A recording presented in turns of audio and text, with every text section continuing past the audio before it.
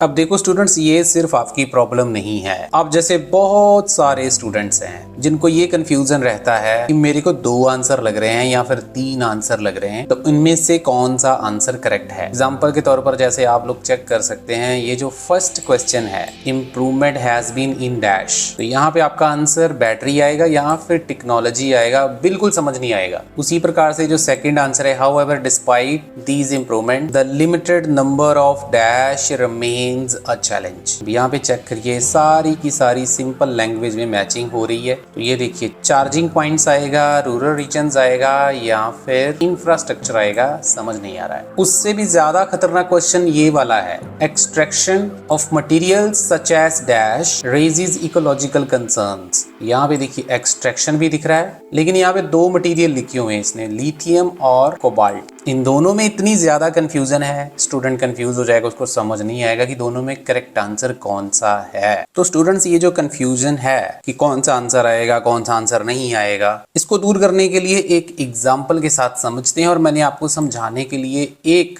Real exam passage लिया है जो कि फरवरी 2025 में कंप्यूटर बेस्ड एग्जाम में देखा गया है। मैं सबसे पहला क्वेश्चन रीड करता हूं, आपके सामने ये समरी है और आपका आंसर 1 वर्ड में होना चाहिए। The increasing popularity of EVs can be attributed to technological advancements, government support, and rising concern about the environment. The major improvement has been in dash, which now allow EVs to travel greater distance. तो एक बड़ी improvement हुई है जिससे EVs जो हैं वो ज्यादा डिस्टेंस कवर कर सकती हैं। तो मैंने आपका टाइम बचाने के लिए यहाँ पे लोकेशन को मार्क कर रखा है, आप लोग चेक कर सकते हैं इसने क्या लिखा है। One of the main drivers of EV adoption is battery technology. In the past limited battery capacity and long charging times made EVS impractical for long distance travel. However, modern lithium-ion batteries have improved significantly, offering long ranges and faster charging. अब बहुत सारे student को ना यहाँ पर confusion होने वाला है, बैटरी में इंप्रूवमेंट हुई है या फिर टेक्नोलॉजी में इंप्रूवमेंट हुई है। देखो स्टूडेंट, इसका आंसर जो है ना वो क्वेश्चन में छुपा हुआ है। अब क्वेश्चन में इसने लिखा है कि इंप्रूवमेंट किस चीज में हुई है जिससे वो ज्यादा ट्रेवल कर सकती हैं और चार्ज भी जल्दी होती हैं। ऑब्वियसली यहाँ पर अगर आप टेक्नोलॉजी आंसर लिखेंगे तो टेक्नोलॉजी चार्ज तो नहीं होने वाली है ना, तो इसलिए यहाँ पर जो आपका आंसर है वो बैटरी आ जाएगा। होपफुली आपको क्लैरिटी मिली होगी, लेकिन एग्जाम में ये कंफ्यूजन रहता है। अब यहाँ से आपको सीखने को क्या मिला, ये बहुत ज्यादा महत्वपूर्ण बात है, ध्यान से समझो। सीखने को मेरे को ये मिला है कि मेरे को अगर ऐसी कंफ्यूजन होती है तो मेरे को सबसे पहले उस पैसेज को थोड़ा सा लंबा पढ़ना है। जैसे मैंने यहां तक इसको पढ़ा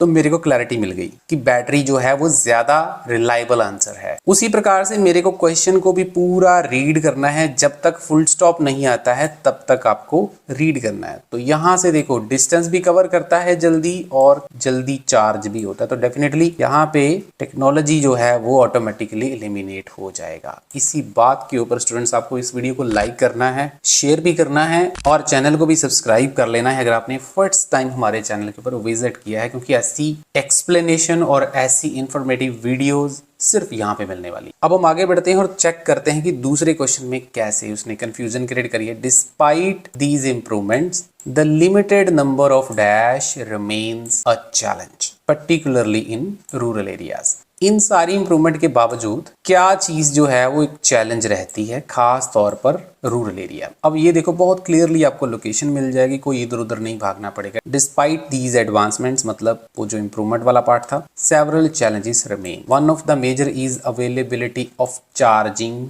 स्टेशन। इनमें से सबसे बड़ा चैलेंज जो है वो क्या है, चार्जिंग स्टेशन की अवेलेबिलिटी। अर्बन एरियाज में चार्जिंग पॉइंट जो है वो इंक्रीज हो रहे हैं, रूरल एरिया में इंफ्रास्ट्रक्चर की कमी। अब यहाँ पे देखो कंफ्यूजन स्टार्ट हो गया ना। जो स्टूडेंट इस पर्टिकुलर सेंटेंस को रीड करेगा उसको लगेगा कि इसका आंसर जो है वो इंफ्रास्ट्रक्चर आना चाहिए, क्योंकि देखो क्लियर लिखा है rural region still lack adequate infrastructure, मतलब वहां पर एडिक्वेट इंफ्रास्ट्रक्चर नहीं है। लेकिन स्टूडेंट्स, अगर आपने क्वेश्चन को रीड किया है ना ध्यान से, तो आपको क्वेश्चन में ही आंसर मिल जाएगा। इंप्रूवमेंट के बावजूद the limited number of dash. अब जो इंफ्रास्ट्रक्चर जो वर्ड है वो अनकाउंटेबल नाउन है, हमें यहाँ पे काउंटेबल नंबर चाहिए और आंसर हमारा एस के साथ होना चाहिए। तो the limited limited number of dash. जब भी स्टूडेंट्स, मैंने आपको पहले भी एक वीडियो में बताया था, नंबर ऑफ, एरे ऑफ, ऐसे कुछ वर्ड्स होते हैं जिनके बाद लास्ट में एस वाला वर्ड फाइनल होता है। तो यहाँ पे देखो, limited number of dash remain challenge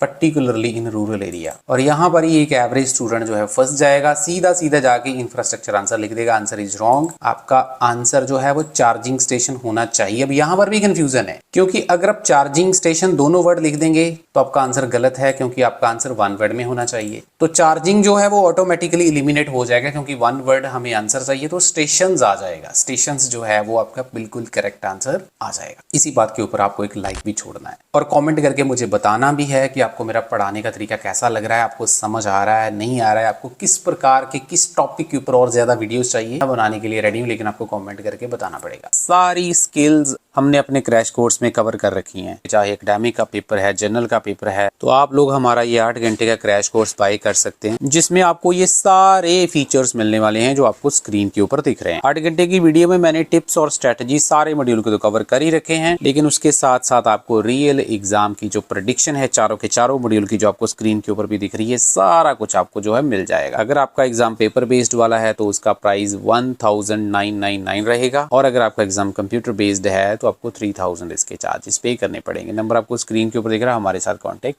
कर सकते हैं। उसी प्रकार से नेक्स्ट क्वेश्चन को रीड करते हैं। Government have introduced dash to encourage people to buy EVS.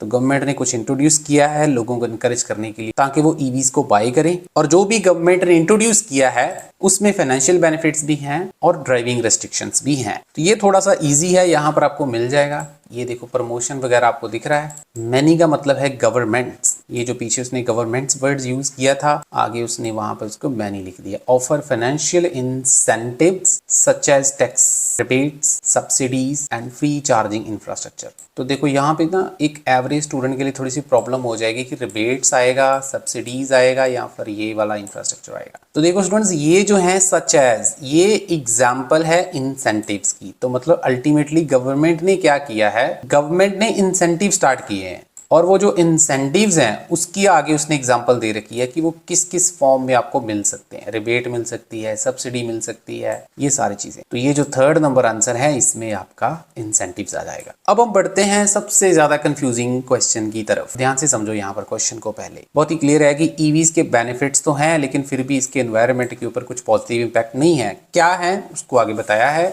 Extraction material कौन कौन से हैं जिससे इकोलॉजिकल प्रॉब्लम भी हो रही है, हालांकि रीसाइक्लिंग एफर्ट्स जो हैं वो उसको इंप्रूव किया जा रहा है। तो अब हमें क्वेश्चन में जाना है और हमने देखने एक्सट्रैक्शन मटेरियल कौन से हैं जिससे इकोलॉजिकल कंसर्न होता है। अब यहाँ पे चेक करिए, ये आ गया आपके environmental concern due to extraction of raw material such as lithium and cobalt. अब यहाँ पे दो आंसर हैं, हमें ये नहीं समझ में आ रहा कि लिथियम आएगा या फिर कोबाल्ट आएगा। तो वही जो मैंने पहले क्वेश्चन में बताया था, उसी चीज को आपको दोबारा फॉलो करना है। लिथियम इज ए की component of EV batteries while cobalt is used to enhance battery performance and lifespan. Both materials are mined under condition that can have severe environmental and ethical implication. अब यहाँ पे देखो student, ध्यान से समझो, ये जो इसने वर्ड लिख दिया ना कि दोनों मटेरियल जो है वो अंडर कंडीशन है और उनके एनवायरमेंट और एथिकल इम्प्लीकेशंस हो सकती हैं।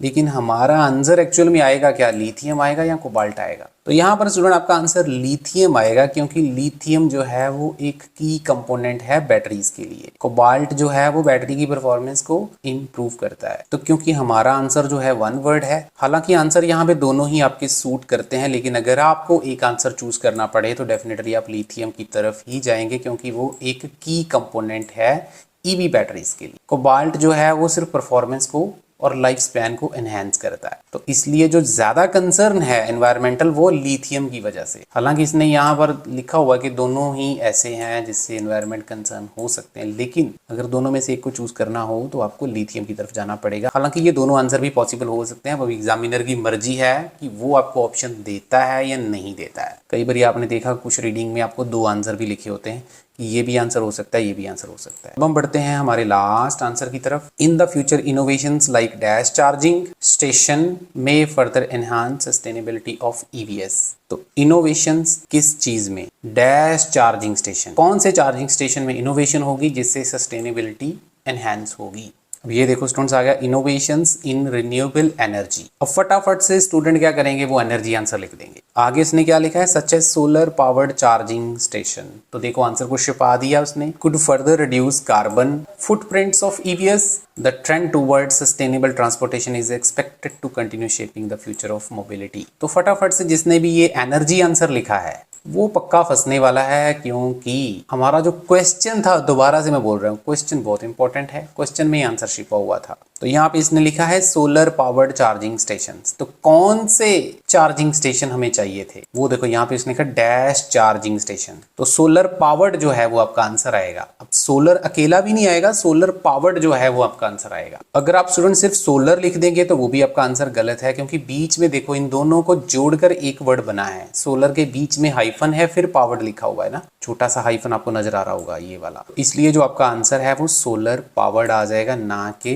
एनर्जी। तो देखो स्टूडेंट्स, मैंने अपनी बेस्ट नॉलेज यूज करके आपको बेस्ट तरीके से समझाने की कोशिश करी है। स्टूडेंट्स डेफिनेटली आपको ये सारी चीजें हम क्लास में भी करवाते हैं। अगर आप हमसे ऑनलाइन क्लासेस लेते हैं तो ये सारी चीजें आपको बहुत ज्यादा डिटेल में समझाई जाती हैं। आप लोग चेक कर सकते हैं, स्टूडेंट्स का फीडबैक, रिजल्ट्स बहुत ज्यादा फैंटास्टिक हमारे रहते हैं। ये सारे फीचर आपको हमारी ऑनलाइन क्लास में देखने को मिलते हैं, जो आपको स्क्रीन के ऊपर दिख रहे हैं, जिसमें 1-to-1 स्पीकिंग रहती है, रीडिंग के टिप्स होते हैं, राइटिंग के शॉर्टकट्स बताए जाते हैं, कॉपी पेस्ट मेथड बताया जाता है। ये सारे आपको जो है हमारी ऑनलाइन क्लास में मिल जाते हैं। इसके अलावा सारी स्किल्स हमने अपने क्रैश कोर्स में कवर कर रखी हैं। चाहे एकेडमिक का पेपर है, जनरल का पेपर है, तो आप लोग हमारा ये 8 घंटे का क्रैश कोर्स बाय कर सकते हैं, जिसमें आपको ये सारे फीचर्स मिलने वाले हैं जो आपको स्क्रीन के ऊपर दिख रहे हैं। 8 घंटे की वीडियो में मैंने टिप्स और स्ट्रेटजी सारे मॉड्यूल को तो कवर कर ही रखे हैं, लेकिन उसके साथ साथ आपको रियल एग्जाम की जो प्रेडिक्शन है चारों के चारों मॉड्यूल की, जो आपको स्क्रीन के ऊपर भी दिख रही है, सारा कुछ आपको जो है मिल जाएगा। अगर आपका एग्जाम पेपर बेस्ड वाला है तो उसका प्राइस 1999 रहेगा, और अगर आपका एग्जाम कंप्यूटर बेस्ड है तो आपको 3000 इसके चार्जेस पे करने पड़ेंगे। नंबर आपको स्क्रीन के ऊपर दिख रहा है, हमारे साथ कांटेक्ट कर सकते हैं। अगर आपको हमारी वीडियो से कुछ सीखने को मिला, वीडियो अच्छी लगी तो लाइक देना, चैनल को सब्सक्राइब कर लेना और शेयर कर देना ज़्यादा से ज़्यादा। Thank you very much.